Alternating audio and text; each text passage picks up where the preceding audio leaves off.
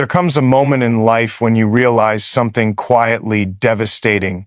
You've been living for everyone else and calling it love, loyalty, or kindness. You say yes when your soul is screaming no.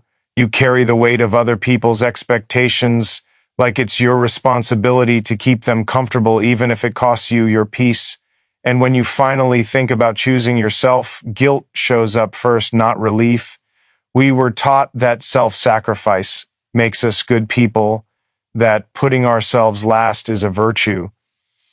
But no one warns you what happens when you disappear inside that belief. No one talks about the exhaustion of being everything for everyone while slowly becoming nothing to yourself. Choosing yourself feels selfish only because you were trained to abandon yourself for approval. This is not a speech about hurting others. This is about stopping the quiet betrayal of your own life. It's about understanding that protecting your time, your energy, your boundaries, and your truth is not cruelty, it's survival. Choosing yourself isn't an act of guilt, it's an act of courage.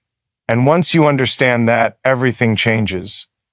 Most people don't realize when they start abandoning themselves, there is no dramatic moment, no clear decision. It happens quietly.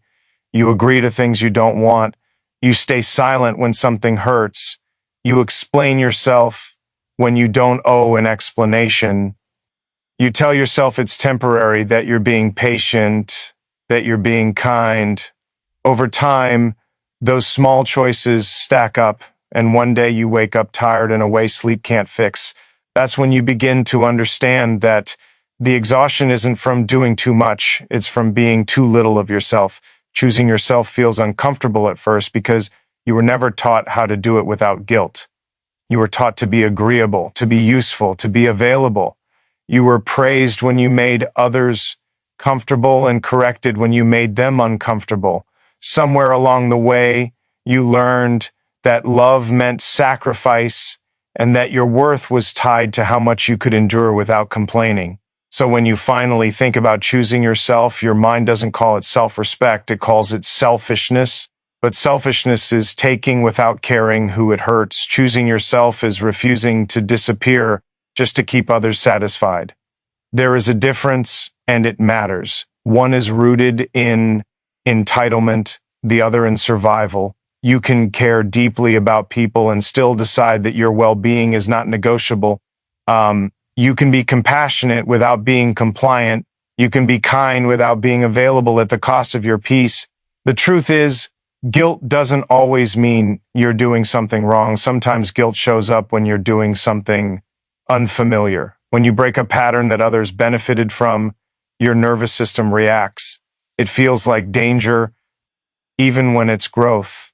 You weren't conditioned to choose yourself, so when you do, it feels like you were breaking a rule, even if that rule was slowly destroying you. People will not always understand your decision to choose yourself, especially if they were comfortable with the version of you that had no boundaries. Some will say you've changed, some will say you're cold, some will say you're difficult. What they really mean is that you are no longer predictable, no longer endlessly accommodating, no longer willing to shrink so they can stay comfortable. That discomfort is not your responsibility to fix. When you choose yourself, you begin to see how much of your life was driven by fear, fear of disappointing others, fear of being misunderstood, fear of being alone, fear of being seen as selfish. And slowly, you begin to replace that fear with something steadier. Self-trust.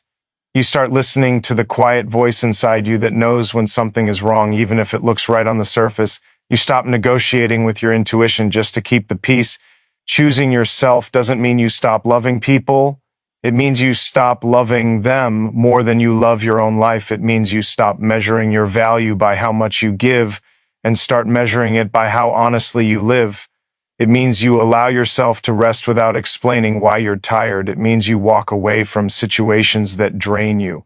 Even if you can't fully articulate the reason, there is a strange loneliness that comes with choosing yourself, especially in the beginning. Not because you are truly alone, but because you are no longer surrounded by people who only stayed because you overgave. That space can feel uncomfortable, quiet, empty, but it is also honest. And in that honesty, you finally have room to breathe, to think, to feel without performing. Begin to understand that not everyone is meant to walk with you into this version of your life. Some people were only meant for the chapter where you didn't know your worth. Letting go of them doesn't mean the connection was meaningless, it means it was complete. Holding on out of guilt only delays the growth that is waiting for you. Choosing yourself requires courage because it forces you to confront the parts of you that were shaped by approval. It asks you to sit with discomfort instead of numbing it with overgiving. It asks you to accept that being respected is more important than being liked. And once you taste that respect, even briefly, it becomes harder to return to the life where you were constantly explaining, apologizing, and proving your goodness. You start to notice how peaceful your life becomes when you stop forcing yourself into spaces where you don't belong, how light your body feels when you say no and mean it, how clear your mind becomes when you stop carrying responsibilities that were never yours. This peace isn't loud. It doesn't announce itself. It simply stays. There will be moments when the guilt comes back, when old patterns try to pull you in. In those moments, remind yourself that guilt is not a command, it is a signal that you are unlearning something, a signal that you are choosing a different path. You don't need to punish yourself for growing. Choosing yourself is not an act of rebellion. It is an act of alignment. You are not trying to hurt anyone. You are trying to stop hurting yourself. And that distinction changes everything. You are allowed to protect your energy. You are allowed to want more. You are allowed to walk away from what no longer feels right, even if it once did. The more you choose yourself, the more you realize how much of your life you spent surviving instead of living, how much of your silence was mistaken for strength, how much of your patience was really fear. And slowly, with each choice, you come back to yourself, not the version shaped by expectations, but the one that feels grounded, honest, and whole. You don't need permission to choose yourself. You don't need everyone to agree. You don't need to justify your boundaries with a story that makes sense to others. Your life is not a courtroom. Your feelings are not evidence to be cross-examined. Sometimes knowing is enough. Choosing yourself will cost you some people, some opportunities, some familiar patterns, but it will give you something far more valuable in return. It will give you your time back, your clarity, your self-respect. And once you have that, you stop begging for things that were never meant to be earned through suffering. You begin to move through life differently, slower, more intentional, less reactive. You respond instead of explaining. You observe instead of absorbing. You trust yourself instead of second-guessing every feeling. And the more you do, the quieter the guilt becomes, until one day you realize it's no longer running your life. Choosing yourself is not about becoming someone else. It is about finally allowing yourself to be who you've always been, without apology, without permission, without the weight of guilt that was never yours to carry. Guilt has a way of sounding authoritative, like it carries truth just because it feels heavy. Most people assume that if something makes them feel guilty, it must be wrong, but guilt is not proof. It's programming. It's a response that was shaped long before you ever questioned it. It comes from repetition, from expectations placed on you when you were younger, from reward and punishment, from approval and withdrawal of love. Over time, it settles into your nervous system and starts speaking in your own voice. You weren't born feeling guilty for choosing yourself. You learned it. You learned it the first time your needs were inconvenient. You learned it when being quiet was praised more than being honest. You learned it when your boundaries were met with disappointment, silence, or emotional distance. Slowly, your mind connected self-expression with danger, and guilt became the warning signal that told you to stop, to retreat, to put yourself back in line. That's why guilt shows up strongest when you start changing, not when you're doing something wrong, but when you're doing something unfamiliar, when you stop over-explaining, when you say no without a long apology, when you choose rest instead of proving your worth through exhaustion. Your system reacts because it doesn't recognize this version of you yet.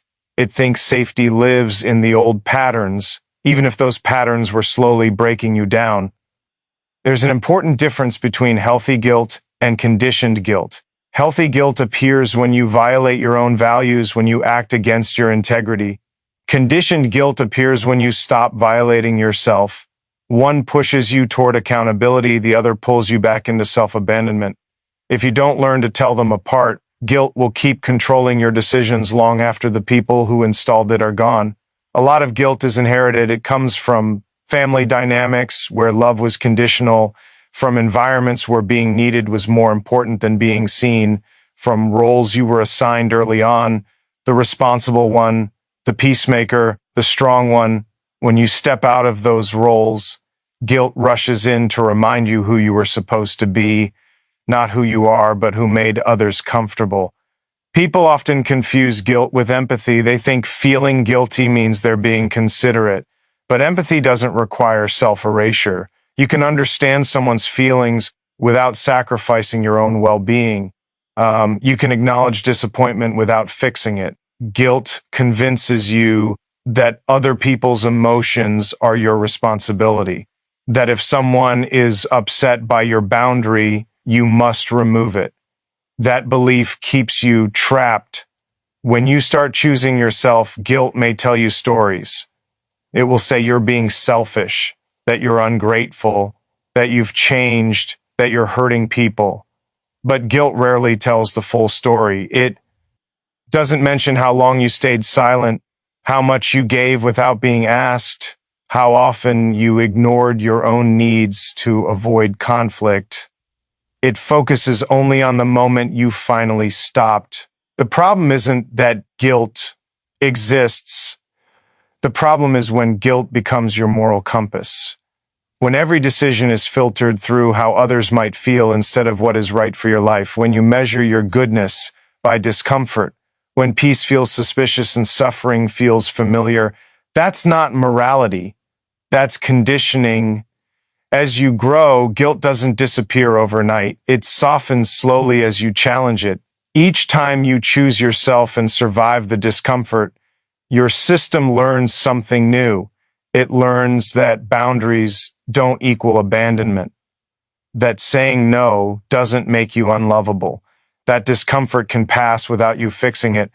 Over time, guilt loses its authority because it's no longer being obeyed automatically.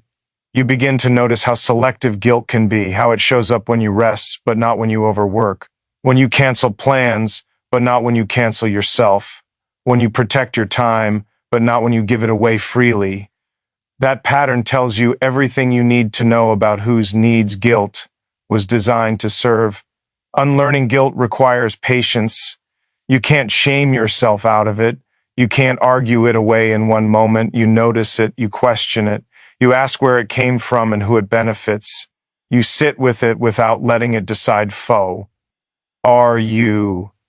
And slowly you build a new relationship with yourself, one where your needs are not automatically treated as a problem. There will be times when guilt and fear feel identical, when your body reacts as if you're doing something dangerous, even when you're doing something healthy.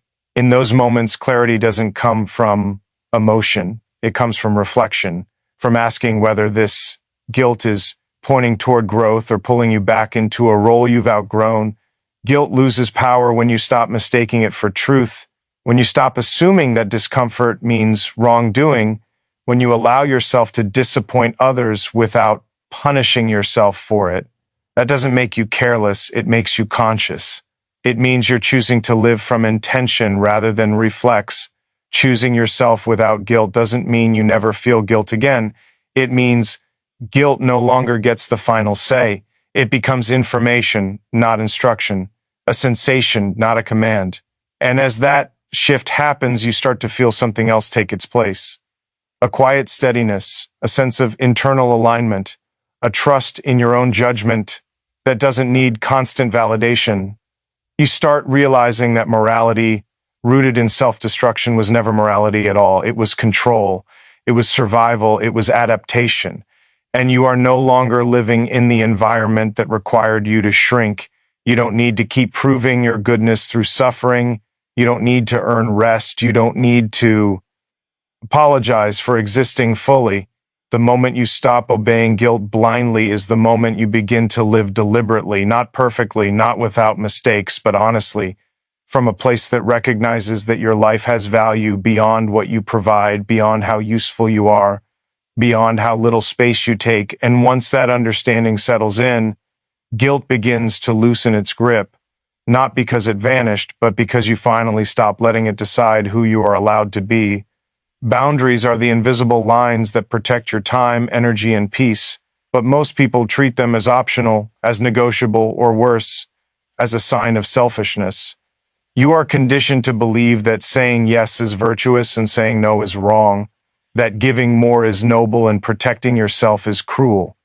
The truth is, boundaries are the only way to preserve who you are while still engaging with the world. Without them, you dissolve into everyone else's life, leaving only fragments of yourself behind.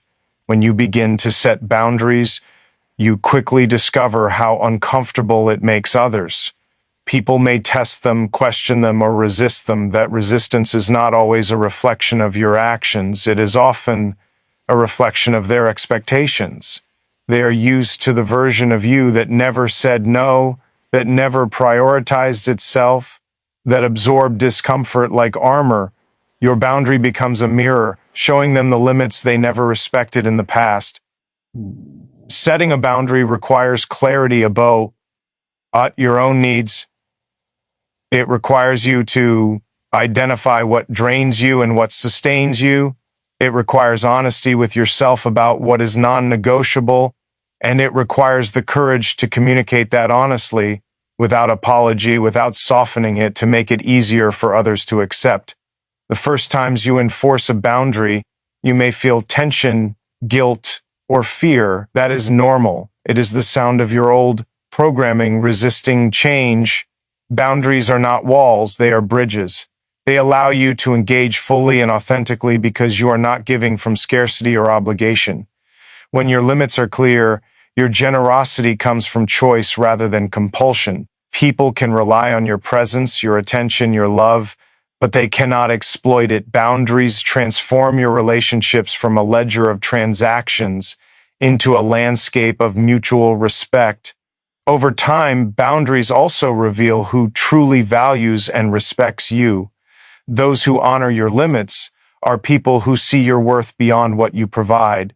Those who push against them repeatedly are people who benefited from your absence of boundaries, people who cannot accept you whole. Letting go of the latter is not cruelty, it is an act of self-preservation. You do not have to shrink to fit into the comfort of others. Choosing boundaries also teaches you to trust yourself. You learn that your feelings are valid, that your limits matter, and that enforcing them does not make you unkind. You notice how your energy changes when no longer carry the weight of unwanted obligations. You see how much clearer your decisions become when they are guided by your own compass instead of external pressure. The power of boundaries lies not in confrontation, but in consistency. Every time you uphold a limit, you reinforce your own value and signal to the world that you are responsible for your own life first. People may react with surprise, anger, or sadness, but your peace remains intact. In that space, you discover a new kind of freedom, the freedom to exist fully, to live deliberately, to love without losing yourself. Boundaries are not permanent fences either. They are flexible, living structures. You can adjust them as your life evolves, as you learn more about what serves you and what doesn't. But the principle remains. Your life is yours. Your energy is yours. Your choices are yours. And no one has the right to make you feel guilty for protecting them. Ultimately, boundaries are a declaration. I am here. I am present. I am generous, but I am not disposable. And as you embody that, you teach the world a radical lesson that respect begins with oneself and that the first act of love you owe is to yourself. Self-respect is a quiet force. It doesn't announce itself. It doesn't demand attention. It doesn't need approval, but it is powerful enough to shift the entire trajectory of your life. When you choose yourself, you are making a statement about the value of your existence. You are saying that your time, our energy, your emotions and your body are not disposable, that your well-being matters, that your life is not a commodity to be spent for the comfort of others, and that choice comes at a cost. The cost is often people, not because you are cruel, not because you are unkind, but because some people were never equipped to respect your boundaries, your time, or your needs. Some people thrived on your overgiving, your silence, your tolerance. When you stop being what they relied on you to be, they react. Some may distance themselves. Some may accuse you of changing. Some may even try to guilt you back into the patterns that no longer serve you. This is the inevitable friction of self-respect. But losing people in the process is not failure. It is a clearing. It is the removal of noise that allowed you to forget yourself. It is the space where your life can finally be lived on your own terms. The irony is that by losing those who could not honor you, you make room for those who will. People who see your value, who respect your limits, who appreciate your presence without demanding your sacrifice. Self-respect attracts authenticity. Self-respect also teaches you patience with yourself. It helps you notice when you are slipping into old patterns of people-pleasing, self-abandonment, or guilt. You learn to correct yourself without shame, to return to your center without apology. You realize that mistakes are not a reflection of worthlessness. They are simply moments of recalibrate. The more consistently you choose yourself, the easier it becomes to act from alignment rather than reaction. Choosing yourself is not a one-time act. It is a series of daily decisions. Each time you prioritize your health, your peace, your boundaries, your dreams, you are practicing respect for yourself. Each time you say no to something that drains you and yes to something that nurtures you, you reinforce the truth that your life is not a rehearsal, that your presence matters, that your choices are valid. The challenge is that society often frames self-respect as selfishness, independence as abandonment, and boundaries as coldness. People confuse discomfort with wrongdoing. They see your refusal to bend as rejection. They mistake your steadiness for arrogance. But self-respect does not depend on their perception. It depends on your commitment to living truthfully, to honoring your values, to refusing to shrink so others can remain comfortable. With self-respect, guilt loses its power, boundaries gain strength, and the clarity of your choices illuminates the path forward. You begin to understand that life is not about appeasing everyone around you. It is about inhabiting your life fully, honestly, and courageously. It is about taking up space without apology, protecting your inner world and moving forward even when others cannot understand. Self-respect is also the key to resilience. When you are rooted in it, challenges become navigable. You can face disappointment, loss, and criticism without losing yourself. You can navigate conflict without sacrificing your truth. You can endure discomfort without abandoning your needs. And in this space, you discover freedom, not the fleeting kind, but the enduring kind that comes from standing firm in your worth. Choosing yourself may never be easy. It may feel lonely at times. It may require difficult conversations, severing toxic ties, and confronting your own fears of rejection. But the alternative is quiet erosion, living a life shaped by others' needs, expectations, and approval while slowly fading out of your own existence. The cost of not choosing yourself is far greater than the temporary discomfort of asserting your worth. Ultimately, self-respect is a gift. It is the gift you give to yourself that ripples outward. When you respect yourself, you model it for others. You show what is possible when someone refuses to compromise their peace for convenience. You create an environment where love, connection, and generosity are authentic, not transactional. And through that, you build a life that is not defined by guilt, obligation, or compromise, but by courage, integrity, and the unwavering choice to honor yourself every day.